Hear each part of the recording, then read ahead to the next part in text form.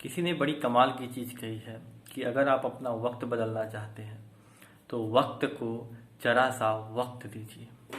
Hi guys, this is Shivam here. आज यार दो दोस्तों की कहानी के बारे में हम बात करते हैं। दो दोस्त थे, दोनों एक ही गांव के थे।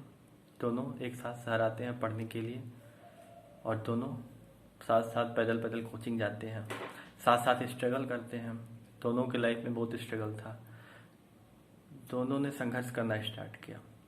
दोनों को पता नहीं था कि वो लाइफ में क्या करेंगे, कि उनको जॉब मिल भी पाएगी या नहीं। लेकिन दोनों मेहनत करते थे, पढ़ाई बहुत करते थे, मेहनत में कमी नहीं करते थे और कुछ दिनों बाद उनकी जॉब लग गई।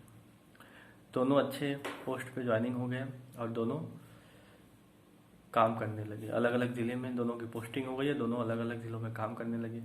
बहुत समय बाद, लगभग 8-10 साल बाद, दोनों ने डिसाइड किया कि वो जॉब छोड़ देंगे और वो अपना एक खुद का स्टार्टअप शुरू करेंगे। तो एक दोस्त ने डिसाइड किया कि वो अब स्टार्टअप करेगा, वो अपनी एक कंपनी बनाएगा।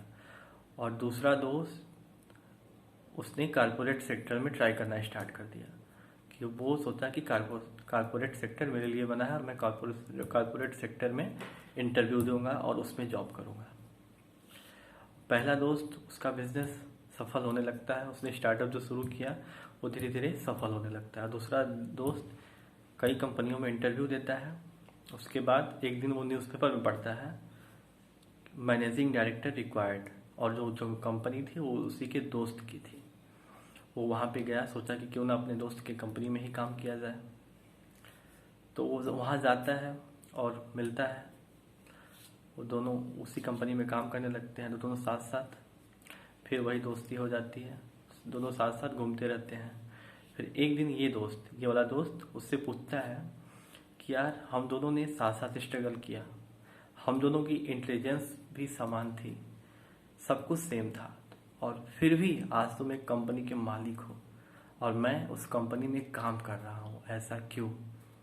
तो इस दोस्त ने कहा कि तुम्हें याद है, हम दोनों एक बार कोचिंग जा रहे थे और रूम का जो फैन है उसे चालू करके आए थे। तो मैंने बोला था तुमसे कि चलो उस रूम के पंखे को बंद करके आते हैं, लेकिन तुमने बोला क्या फ़र्क पड़ता है, मालिक का बिजली बिल जा रहा है, मेरा थोड़ी ना जा रहा है। लेकिन जानते हो, तुम उस दिन कोचिंग चले गए, मैंने वापस आया और फैन को बंद किया, फिर कोचिंग गया। बात है सोच की। तुम उस समय भी एक नौकर की तरह सोचते थे, लेकिन मैं उस टाइम भी एक मालिक की तरह सोचता था। तो सोच ही है जो आपको महान बना सकती है, सोच ही है जो आपको सब कुछ करा सकती है। यदि आप मालिक की तरह सोचेंगे तो आप निश्चित रूप से एक दिन मालिक बन जाएंगे। तो कर दिखाओ कुछ ऐसा कि दुनिया करना चाहे आपके जैसा। Wish you all the very best.